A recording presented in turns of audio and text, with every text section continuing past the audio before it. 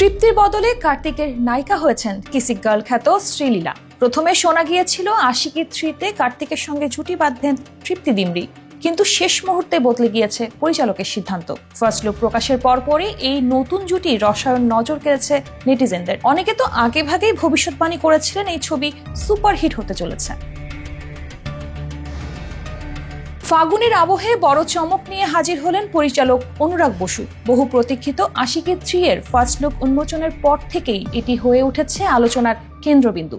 কার্তিক আরিয়ান যে ছবিটির প্রধান চরিত্রে থাকছেন তা আগে থেকেই জানা ছিল, তবে তার বিপরীতে কাকে দেখা যাবে তা নিয়ে ছিল ধোঁয়াশা। প্রকাশিত ঝলকে কার্তিককে দেখা গেছে এলোমেলো চুল, গালে দাড়ি, গোফ আর হাতে একটি গিটার নিয়ে। আলো আধারিতে কার্তিক গেয়ে উঠেছেন একদা ভীষণ চেনা গান তু মেরি জিন্দেগি হে।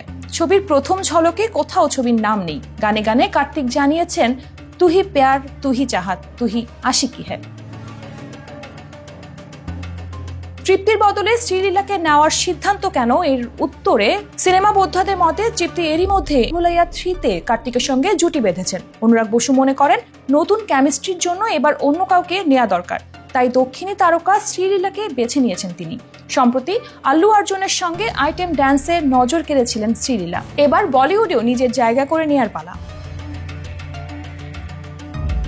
ছবির সুর সঙ্গীতের দায়িত্বে রয়েছেন প্রীতম। 90-এর দশকের আশিকি ফ্র্যাঞ্চাইজির সুরের আবেশ ফিরিয়ে এনেছেন তিনি। আশিকি 3-এর প্রথম ঝলকই যেন বলে দিচ্ছে প্রেম আর সঙ্গীতের মোহনায় আবারও ফিরতে চলেছে এক চিরসবুজ গল্প।